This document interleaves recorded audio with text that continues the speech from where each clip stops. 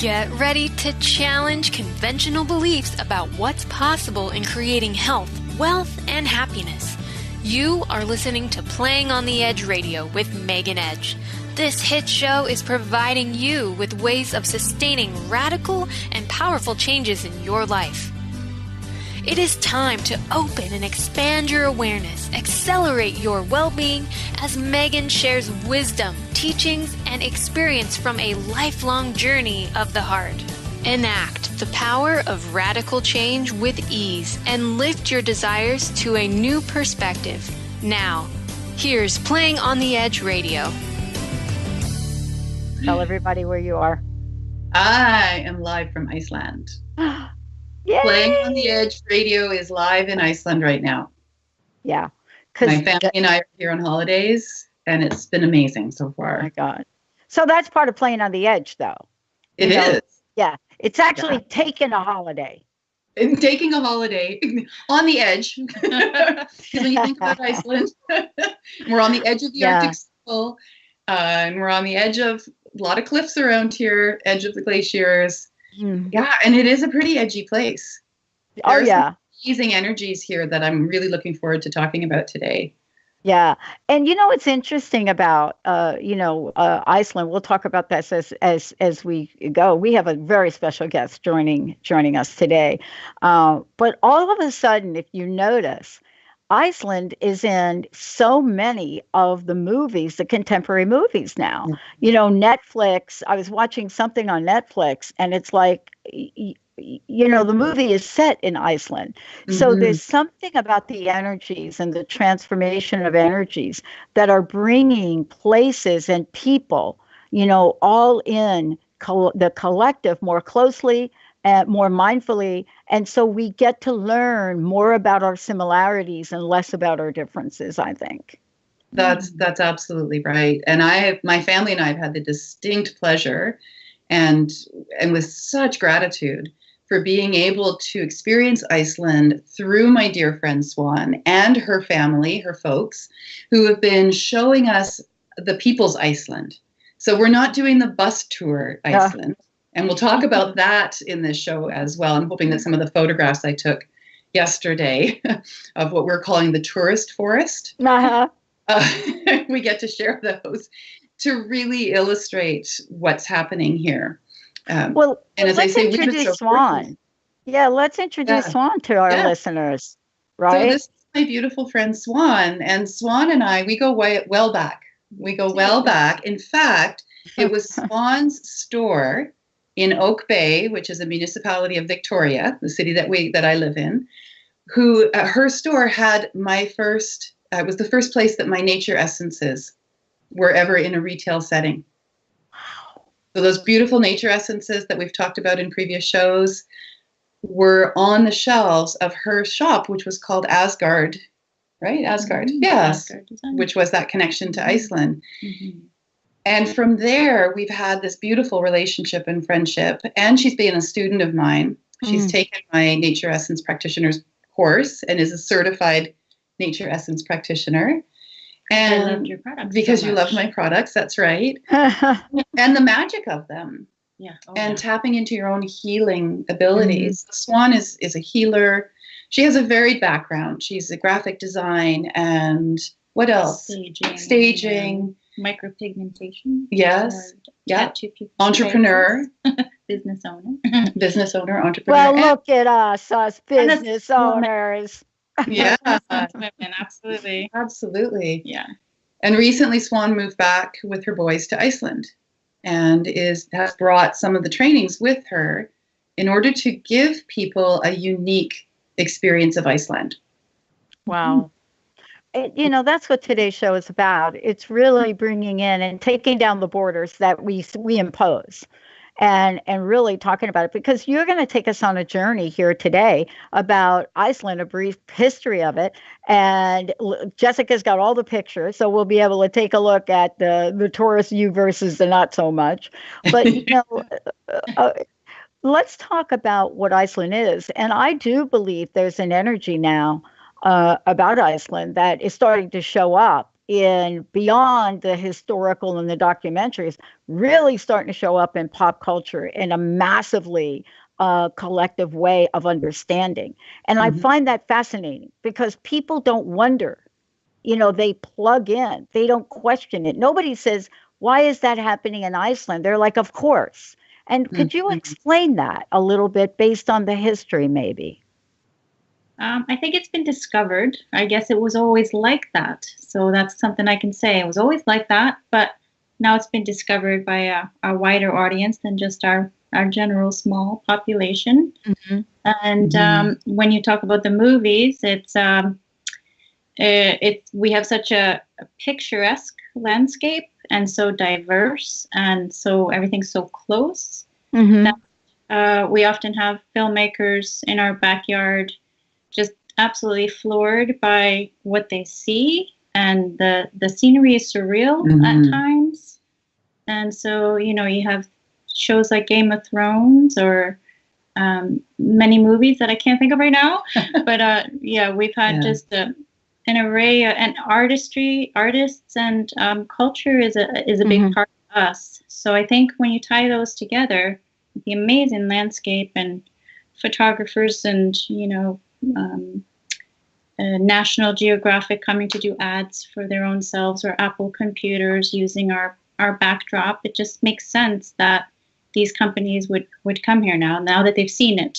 But we were a bit hidden before, somewhat like our hidden people, which makes you fun. Yeah. I mean, I think it's fascinating, but also part of what you're talking about, Megan, and take us through this, is both the historical but also the geological aspects of Iceland are amazing, right? Yeah. So Iceland itself as a landmass is the bringing together and now the separating of two plates. So one is the North American plate, the other is the Eurasian plate. When they start to pull apart, which they do, they produce these volcanic activities, volcanic eruptions, and all of Iceland as a landmass has actually come up from the depth of the ocean through these volcanic events. And driving around Iceland, and even just in Swan's backyard, she lives in a lava field. This community that she's in is in a lava field. Right in her backyard, you can see the intensity of the creation of this island millions and millions of years ago. You can see where the lava hit the water, and you've got pello lava, you've got ash, you have all these different kinds of volcanic events that help to create this island. So there's this really amazing energy. Even though right now when you walk around or you look around, everything seems stable, it really isn't. These processes are still continuing. There's a volcano up island that's burping and belching right now, and everyone's kind of on guard for that. Just walking down the street, you can smell the sulfur. Every town has a pool that is geothermically fed.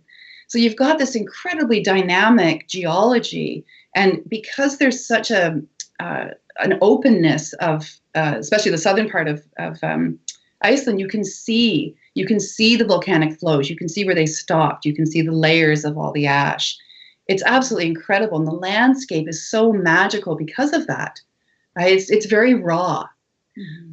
Historically, from the cultural perspective, I think the earliest pre-Christian grave has been dated to about 1830. They're pushing it back. But really, the first settlers were a group of people who came over from Norway. Norsemen. The Norsemen, who we commonly know as the Vikings. Yes. Let's give a hurrah for the Vikings. Yeah, that's right. Linda's all ears up now, right about now. Well, a lot of people are. Right? I mean, Viking as an iconography has been part of our culture for a very long time, but we've had a very stereotypical idea of who the Vikings were and what they did. Yes. And it's often that they would rape, pillage, and plunder, which they did if they were a Viking. But the vast majority of them were farmers, were artisans, were craftsmen. Beautiful, beautiful pieces of copper coming out. Just gorgeous artwork. This is a very sophisticated people that came and settled here in Iceland. And boy, did they ever have to have a certain kind of character to be here. Still do. This is not an easy land to live in. Still is. Right. It really, with all of its beauty, it is a harsh It's a harsh place. It tests you, like many islands do. You don't live on the land. You have to live with the land. She's the boss, and we know that. Yeah. Yeah. Isn't that a fantastic statement you just made, Swan? Because I think it's important for us to remember, that the land was here and then we came. And I think we forget that sometimes and forget to honor that. But, I've heard some of these, let's just say some of the actors that have filmed there, Angelina Jolie, for example, when she did Tomb Raider, they use terms like unforgiving. You have to be very mindful and aware of your surroundings. And it's not the kind of place, from what I understand, that you go to and all of a sudden you walk around like you're in a cloud, right? No, the clouds usually come down to meet you. Oh my gosh. Well, we have a lot to talk about today. I mean, part of this is sharing the passion you have, but as well as the open-heartedness. And that's what today's show is about. It's looking at playing on the edge, doing a live show from Iceland. I mean, who knew? When I started doing radio, this would have been like, what? What are we doing? Like, how many people have to film this over there? And what do we have to do? Well, times they are changing. When we come back, we're going to be talking about raw nature. What does this mean? And what happens to people that are so drawn to this beautiful, beautiful land? What is the opening? What is the coming of age that happens? And how about this phenomenal energy that has doubled and quadrupled the amount of interest in this beautiful place? Let's take a short break. We'll be right back with Megan Edge. We'll be right back with Swan. We've got a lot to talk about. And also, we'll give you some insight on some of the upcoming classes you too can participate in with Megan. We'll be right back.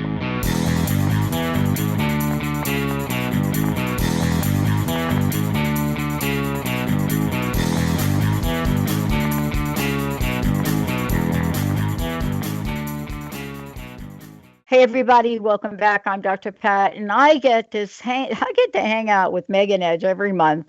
This is Playing on the Edge Radio. This is Megan's fabulous hit show, Radical Change with Ease. Today, this is Playing on the Edge in Iceland, and she's joined by Swan, of course, which you just saw in the last segment. Before we start to talk a little bit about the land, the people, and the connection and the energy, Megan, if you don't mind, tell us a little bit about your upcoming class. You have the Confident Healer, right? Yeah. As well as Intuitive Energy Massage. That's right. Yeah. So in June, we graduated 4 more Confident Healers, certified mind, body, and soul healers. Yay. So exciting. The next class starts in September, and we go for 10 months, and it's an Intuitive Healers intensive certification program, in which you as the healer are going to learn all kinds of different tools and techniques, different modalities of metaphysical healing that I use in my own practice through the work that I've done and through the group that we create for this program. There are only 4 spots left at this point. I'm so excited that 2 months before we're about to begin, we only have 4 spots left. It's a great opportunity for anybody in the Seattle area, the Vancouver area, or Victoria and North in BC. We do a full day workshop once a month, and then everything else is done online for those 10 months. So if you're able to get to us for that full day in-person workshop and you want to become a healer and go out in the world and do good works, this could be the course for you. The IEM, that's Intuitive Energy Massage, that's the energetic transformation healing that I've created as a healing system. We have ongoing classes in level 1, level 2, and master teacher. We've taken a break for the summer. We start up again in September as well. You can find all the information on my website, meganedge.ca. Get in touch with me. Let me know if you want to join us. Yeah, I mean, these are exciting ways for people to come together, continue to learn and grow. Mm-hmm. And I think it's so important right now for all of us to be able to do that, and really think about ways to expand not just who we are in the world, but also our consciousness. And that's what we're talking about today in Iceland. We're talking about your visit with Swan and talking about the connection, Swan, that you have, but also, this idea of consciousness rising, so to speak, and at a beautiful place like that, such a way to connect. And so tell us a little bit about, your connection, Swan, to Iceland, and, what it is for you that has drawn you there. Well, I was born here.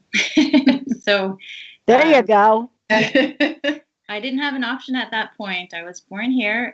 All my ancestry can be traced well back to the Viking ages on both sides of my family. So we're, as we call, purebred Vikings. Mm-hmm. And up until about a generation ago, that was the story for most Icelanders. So in a brief way, where we are right now, the town of Hafnarfjörður, which is the town of lava and elves. It is basically my hometown. My father was born here. My great-grandparents lived here, and it was a small fishing village back in the day, and grew up here on the docks, cutting heads off of fish. And sort of when the village all came together, when the boats came in. And so we've been through quite a transformation just right here in this town and in the whole country. And again, each generation has just simply taken over for the next one and learned from each other and passed down knowledge, skills, and heritage, I guess, in a way, or cultural ways of being. So it's always just been in the family. Mm-hmm. And Pat, when we talk about radical transformation with ease, when you said that phrase, it really struck me that that's what's happening in Iceland right now.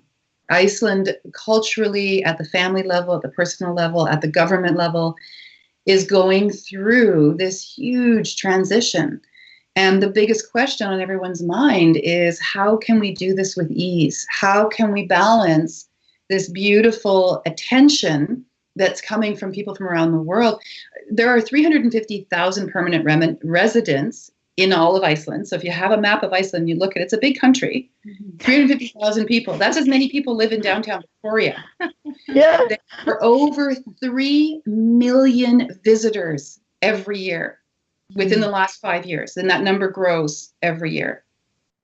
That's huge. That is having an enormous impact on the psychology, on the culture, on the energy, on the environment, on the elementals. And the next generation. And on the next generation. Where there's never been that change. Yeah. That's happening now. Yeah. This generation. And it's this is such a welcoming culture. It really, truly is. And they really want to share this beautiful place with the world.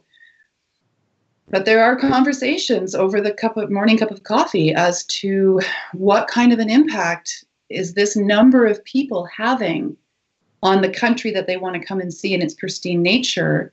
Yeah. Pristine, how long is it going to be pristine for? And these are some deep conversations Swan and I have been having since we've been here. Yeah. It seems like the same thing visitors are seeking is at risk due to them seeking it, if that makes any sense. So it's we're trying to come up with a balance of, well, how do we do all that when there's a small population? How do we show what we're so proud of without it sort of getting, trampled upon in a way in some places, which also dampers the actual energy of the space that we so enjoy showing and being part of, and was always part of our upbringing. It's in a fine balancing line right now of we're not sure which way is this going to go. Yeah. And this is something that my family and I have been experiencing. It is frightening in some ways. And we did the Golden Circle yesterday. We were given the opportunity to go with Swan's father, who's lived here his whole life. And he just gave us this beautiful personal tour of it. And we're in the parking lot at the Gosflur Falls. Gullfoss, Golden Falls. Gullfoss Falls, Golden Falls. And he's telling us how not that long ago, 15 years ago, 20 years ago, 5 years ago, he and his family could go up there and be the only people there. Wow. 5-10 years ago. 5 or 10 years ago. Wow. Yeah. And so to be standing at the edge of those falls yesterday with literally hundreds of people. all looking at that beautiful falls. And each of them, I'm sure, having their own experience of it. But I have to say, Pat, for me, my experience of it, and I'm going to get emotional about it. It was really upsetting to realize that the energies that inhabit that place don't have a voice now. Yeah. Because of the din of all the feet, of all the people, of all the different voices that are all there to see it because it's so beautiful. I couldn't feel the energy of that place. And that was really sad. I felt really sad for that because I have had the experience while being here of hearing and feeling the energy of certain places where we have gone, where we've been taken, that the tourists don't know about. And I am a tourist, so I will claim that because that is what we're doing. But we have had the opportunity to go places that are not on the bus routes yet. And there you can still feel the energy. And to lose that, it's very overwhelming.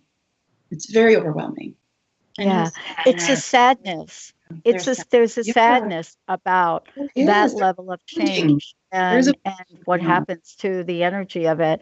I'm often struck by how impactful those kinds of changes are, even for you, Megan, going back as a tourist. But I can't even imagine what it's like for the people that live there, because every day now, every day, this is part of your culture and your life. And I just wonder about that. How do you hold the space for the ritual of this place? How do you do that? I mean, so often we're seeing that all over the world now. My friends, I have friends in Hawaii that are been, they're native, they've been part of that culture. And, there still are a couple of places on different islands that are really, nobody really knows about, right? If you can believe that. But still, they've had to deal with, people coming to their soil, not quite understanding it, appreciating it, but not quite in the same way. Yeah, I agree. I think it has happened all over the world. It's just that it's been previous, or we didn't see it in our time. Whereas here, when change happens, it happens so quickly, and it's so visual, or the energy is so strong. Just as climate change can be gauged somehow here in Iceland in such a gradual way from one year to the next, we can see change in this from one year to the next on a huge explosive scale. Yeah. Yeah. I mean, part of this too, we're talking about how our lives and how we adjust to creating a better world. And this level of awareness, don't you believe, Megan, is seriously important for that? It's absolutely important. And what I would love to actually see from all the touristing that we've done in the past week so far in the south end of the island, and really standing back and observing the people who are here to see this beautiful place, I would love it if there was a way for them to understand how new this is. Because when they're complaining that the toilets that are porta potties that are only there because there's 100,000 people showing up every week to see this beautiful natural place, the porta potties are blocked up, and they don't understand why there's no infrastructure to support their experience of Iceland. I want them to understand that the reason for that is because there is no infrastructure to support their experience of Iceland. It hasn't had time yet. There aren't enough people in Iceland who live here permanently to build the walkways and the steps and the kiosks and the tourist information centers that I think a lot of tourists are used to seeing when they go to these kinds of places in other parts of the world. There just hasn't been time for that yet. And so I would really ask that people who are coming to Iceland looking for the experience of Iceland really understand how hard the population is trying to keep up with this incredible love and interest that people have in their country, and to just be patient and lay off the horn and take a breath and remember why they came to Iceland. And take your garbage with you. And please take your garbage with you. Well, I think you're bringing up something really interesting. I think it was Linda's sister who recently, like a week ago, came back from Norway. And their family's from there, right? Linda's dad was born in Norway, and so their culture and their family history and their relationship to the traditions of Norway is very important to this family. Dad, granddad, fisher people, all of the above. And they were shocked by what they saw in Norway and the way tourists treat this place. Now, I must say, I think the difference between Norway and Iceland, the fundamental difference is Norway had to build an infrastructure to take care of tourists. They didn't really have a choice to do that. But even so, what they saw with how the land was treated and how people who come from all different cultures just didn't quite understand. It was really heartbreaking for them. I mean, they talked about that. It was heartbreaking. And I think this does bring us back to what you started the show with saying, is our commitment is to Mother Earth, borderless. It doesn't matter what country you're in or where you're in. Don't you think we are getting so far away to our connection to the earth that I'll tell you, it's a bit scary for me. And I live in the Pacific Northwest, and I'm seeing these trees being cut down here on the mountainsides. I just wonder when is the light bulb going to go on, kind of. Yeah. Hopefully very soon. Yeah. Yeah. Hopefully very soon. I think so. Well, I think when you talk about that consciousness, go ahead, Maggie. When you talk about that consciousness, it's that the world isn't here for us, right? That golden waterfall was not created so we could go and enjoy it. The geyser was not created so we could go and enjoy it. These are processes that the earth has been engaged in ever since water made its way to the planet in the meteorites. It has nothing to do with us. When we go to visit another country and we expect that these natural places are going to accommodate us, we are forgetting that we are new to the planet. We are new. We have not been here very long at all. And the planet doesn't owe us anything. And we're tiny. And we are tiny. Well, yeah. And yet there's so many rich traditions. I mean, I'm really struck by, what we've created in the world in terms of highlighting certain traditions. When we're talking about elves and elementals, and we're talking about, characters these days that are so common to children, at least in the United States. I mean, who doesn't know about that? But yet very few know history. Right? Know the richness of the culture. And I think that's part of the conversation and awareness, isn't it?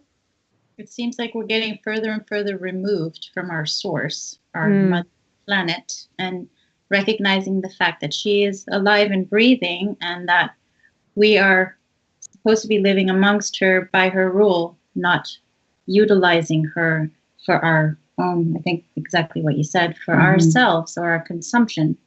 Once we see her as a consumable commodity of some sort, it feels to me that's why we're cutting down trees faster than we plant them or take care of them. And we've gone out of control, and we need to scale it back and really take a big look. But it's not that we need to recognize it, it's that it's in our face now. And that's why we're recognizing it. And I wish we had done it before all the signs were beyond, the scale of what they are now. So it's not too late. I hope, it's not too late. We can always change. Yeah. We can always change. Education, I think, is key. Yeah. Just such as tourists coming to Iceland. I think that we are just a little bit behind the 8 ball, but we need to get a education program going on where we can not just show how beautiful and diverse and scenic it is and come see this and take a bus here, but learn about the culture, about how we harvested our land and how we've taken care of our land through things like the elves and listening. Like, I think we've forgotten to listen. We're just trampling, we're not listening. And that's where things are starting to erode and look ugly rather than beautiful. And she isn't serving us the way she can. I want to jump in again. I would love, because we've been talking now a little bit about elves, the words come up. Yeah. I'd love for you, Swan, to share with our audience what this means in Iceland, because we're not talking about Disneyland here. No, we're not talking Tinkerbell, right? We're not talking about the elf on the shelf. This is an integral part of the culture, the pagan culture, if you will, or the earth-based culture that the Vikings brought with them and developed and saw within their own landscape here as well. Yeah, they have been beings that signal to us when we're overstepping in some ways. They will let us know in many ways. They're not always beautiful fairy tale elves. Sometimes they're really upset. I was going to say something else. Pissed off? Okay, I wasn't sure. Yeah. You can say it. When they're upset, they let us know. And tragedies can strike human beings, and they have. And we have multiple cases in Iceland, and just a generation ago or so, people were quite frightened or I guess the fear created a respect of what the consequence of our actions on the planet would be. Much like the Aboriginal people, really, I think it's just a different way of respecting each and every environmental factor. So for me, and you may read differently in books, but the elves are sort of conductors or connectors between our human experience and to our Mother Earth and what she's trying to say, because we're not listening so much anymore. And we needed sort of these translators to remind us, no, don't step there. No, don't take that rock. It's not okay. This is someone's home. This is how it's supposed to stay. It's not all for us. And they remind us in gentle ways and in harsh ways. Yeah, absolutely. Well, it's really fascinating we are talking about this, because I think that there is a connection about that's happening now in the world when we're talking about, elves, or we're talking about elementals, or we're talking about, things that used to be mysteries to us, but we're getting a whole new level of awareness. And, I had a really interesting conversation with someone on another show not too long ago, and they were asking me about what I believed in the creative energies that we have now in the world, whether it's film, movies, television, books, you name it, whatever it is that's taking an idea and bringing it to a population, right? All of the media now. And, my answer was kind of interesting. And I said, I mean, I'm not sure how much that is imagination. I wonder how much of it is the reality of times past trying to represent a time of the future, whether it's a movie that comes out about, and again, I mean, I don't work for Netflix, but I'm just saying, folks, that, if you want to find out about multiple cultures and multiple ideas in multiple locations, this is a particular forum that people are going to say, what? That really does happen there. And what is our responsibility? I guess I want to ask you the question is, what is our responsibility as human beings to honor this way, the way of past cultures, the way of the earth? What is our responsibility? I'd like to ask you both that. Do you want to go ahead with that? Don't me to start. I think mainly to go back and learn to listen. I think we've forgotten how to hear her. I always refer to her as her. We just need to go back to working with her from her source, not from what we want or what we need as humans, but as what is she asking us to do? What is she asking us not to do? And without putting on our listening ears, really, I think that's where we're falling very short. And consumerism. So let you take it from there.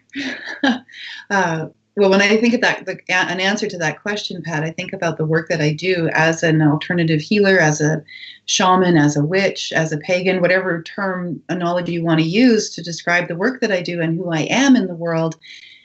For me, it's coming from these past cultural understandings of the environment that we're in. This is where the nature essences came from. It's working with the natural medicines that are all around us, recognizing that everything we need to be in a state of well-being is provided for us by the land that we are on.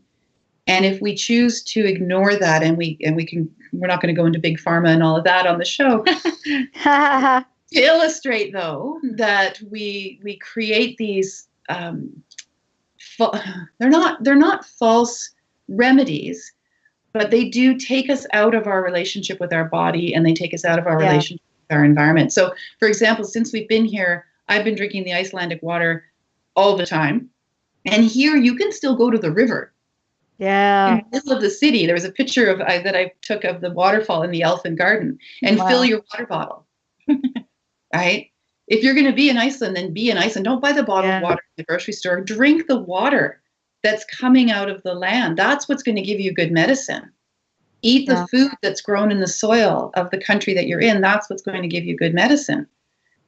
It's how we always existed before. That's right. And this is not brain surgery. I mean, really, when you think about it, it's common sense to learn about your environment, know the medicines, know the foods, and know that you can survive off of what is presented to you if you are lucky enough and fortunate enough to be in a place in the world where that is still accessible. Well, let's take a short break, and when we come back, I want to talk about this more because, this is something that many of us have had to learn on our own. We've had to learn through maybe our own medical crisis, maybe our own illnesses. We had to get back to a source of healing that was ancient, that was natural, that wasn't really highly publicized. I know that there's a reason I moved to the Pacific Northwest over here, and it wasn't, I'll tell you, it wasn't to be out and swim in the Puget Sound. That thing will put you, that's frostbite. But it was to understand and get back to a level of nature that we're talking about here, not quite like Iceland, but to move to a place which honored what we call natural medicine. When we come back, we're going to talk about that. We're going to talk about what essences are, why they are so ancient, and what is it about these essences, these natural healing? Think about this, folks. What is it about natural healing? If you want to go back thousands, even way further back, what is it about the people then that learned about these, that if they hadn't used some of these remedies, some of these discoveries as a species, we probably wouldn't be here. Let's take a short break. We'll be right back.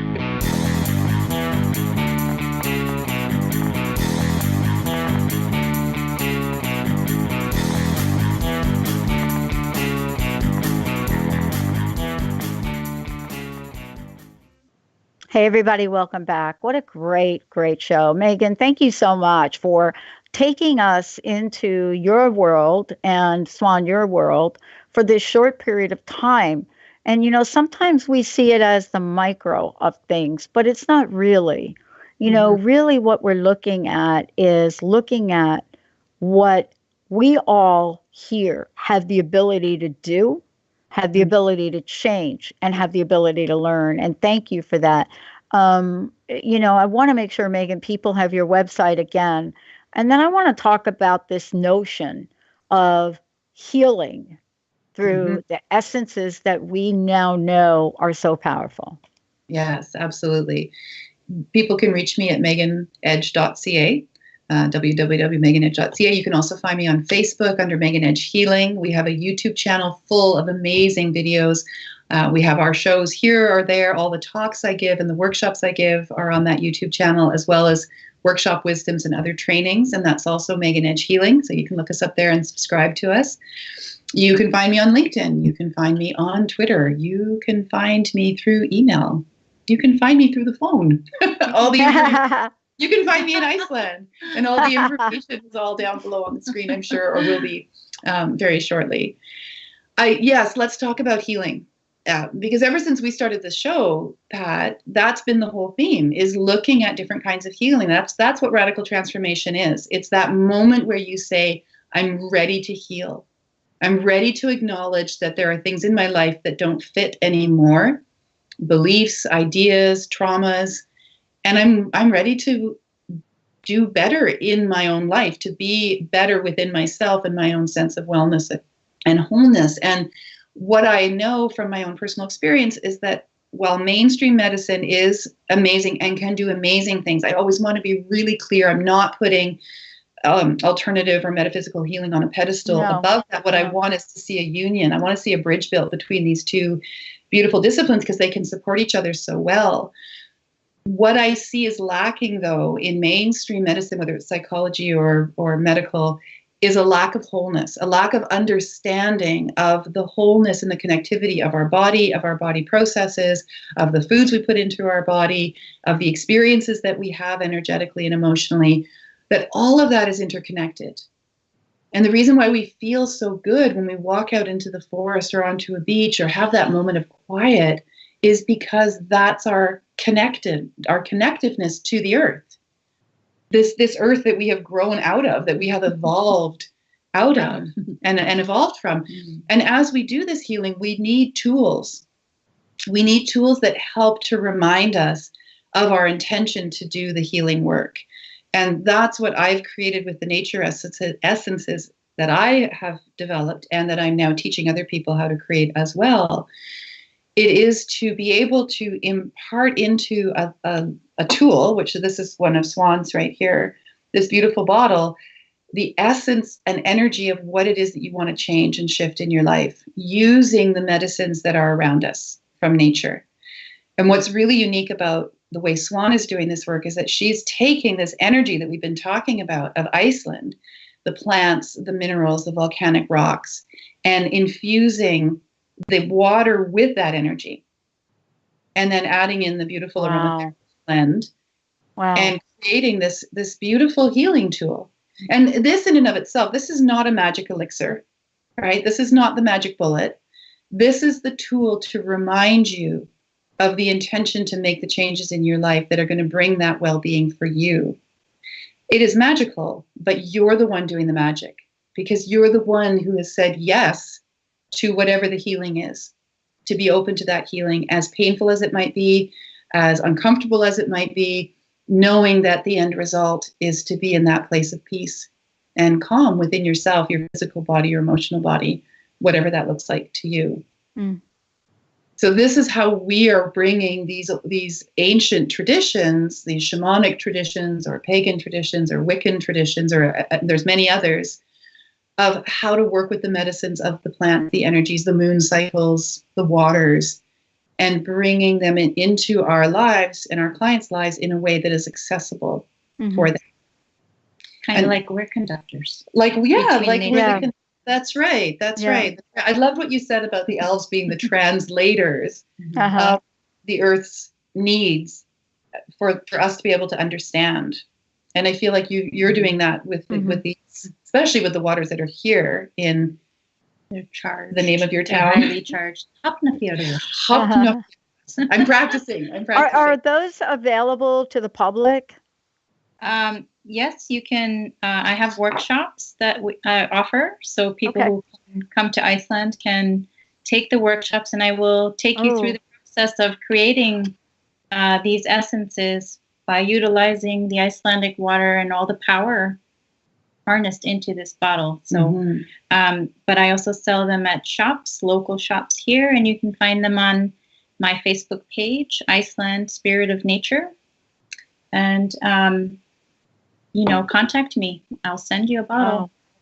I love that. I love that you're doing that for several reasons, right? Because if you think about what we've just talked about throughout the show today, is that getting the learning on a level of awareness. Taking that time with you and visiting Iceland and really getting not just an education about Iceland, but becoming part of the culture there and then creating something. What a wonderful way to really get heart connected with the land. Take home is the actual energy that you harness yourself from here, rather than tourists that we have heard about picking rocks and taking crystals out of caves that were supposed to not be touched. I would prefer we do it this way, and you take it home, you can spray it on yourself when you feel the need to reconnect to that feeling that you might have captured when you were here. And so it's pretty magic in a bottle. But that's felt from Megan learning it, and all I could think about, oh my gosh, I need to do this in Iceland. And not only do I want to sell them, I want to share my knowledge of how to do it and to do it with as many people as possible. It's not something I want to keep to myself. And Megan taught me that as well by teaching me. Absolutely. Right. Absolutely. And this is not something you're going to find on a bus tour, by the way. No. You can work Swan coming into this beautiful space that we're sitting in right now. This is her workshop space, and also where my family and I are staying while we're here. Coming into this space and working with Swan personally. I mean, what a beautiful thing to add to your experience in Iceland. To work with somebody who has this connection to the land way back generations, back to 18 or 800 when people first settled here. And that energy and that wisdom. And I know Swan to be so intuitive and just so, you've seen her energy, you felt it.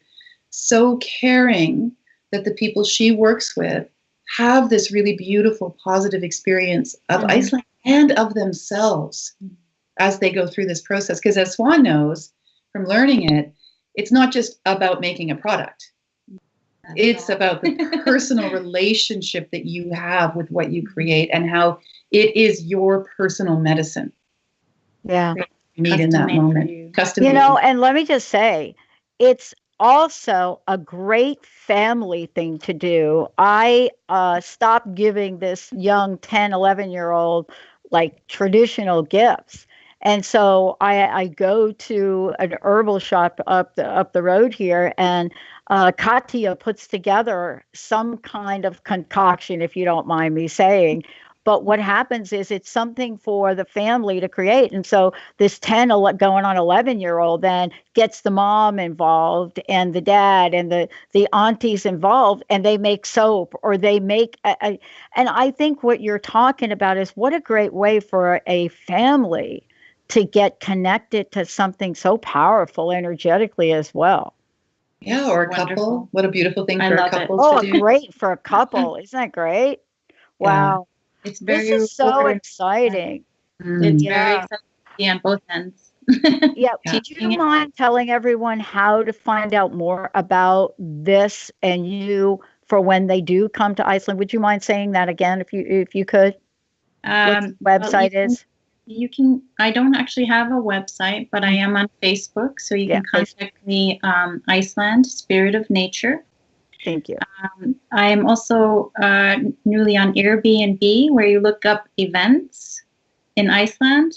And so many people have come. I've already had people from all over the world, California and China and anywhere, who come here and are looking for certain things to do, like a 3-hour workshop with me. And it's a very special time, both for me and them. It seems to have worked out that way, that we both walk out of that session with a wealth of information that we have bounced off of each other, and then they walk home with one of these and feel always thankful and blessed. So it gives me lots of reward back. It's nothing but positive. Airbnb, I guess. And what would they look up under, like your name on Airbnb? They would look up Iceland events rather than where to rent a space. And then generally it comes up, there's maybe just 20 events or so listed on there, but you will see how to create your own nature essence. And so you just click on that and you can book through them, or you can contact me directly. And then I have a Gmail address, Swan Svansenson, which is SVANSSON @gmail.com. Send me a message. Do it. Yeah. do it now. It's so worth it. I love it. And, just as a side note, I'm just going to say that, by the way, Iceland has some of the most promising young table tennis players in the world. Just want to mention that for the moment, because that's a fact. That's my passion. We'll go see one of those events. That's what I'm trying to say. Yeah, I mean, there's, Iceland has its own table tennis association, by the way. Just want to mention that. Thank you both for today. One last question. What's your personal message? What would you like to leave us with? Everybody is welcome. We're very welcoming. We want everybody to come. But we're a little bit behind the 8 ball on education and how to maybe convey the message of please tread carefully, both because it could be dangerous for you, and people have lost their lives here. Tourists have lost their lives, and we all feel very tragic when that occurs. Mm-hmm. There aren't always those big signs or necessarily fences to let you No, be careful. We grew up here. We always knew that, and we never really had people here who didn't quite know how to tread on the landscape. So just be careful, be wise, and bear with us. We're all growing in this together, and I think it's going to be a wonderful concoction in the end. Awesome. Thank you both. Thank you, Megan. Thank you so much. Thank you. How very special this is. And for all of you out there, it is really a reminder of how precious this earth is and how precious the cultures on this earth are if we just take a moment to honor them. We'll see you next time. You've been listening to Playing on the Edge Radio with Megan Edge. Tune in each month on Transformation Talk Radio and the Dr. Pat Show Network, providing you with ways of sustaining radical and powerful changes in your life. If you've missed any part of this episode or want to find out more about Megan Edge, visit her website at meganedge.ca.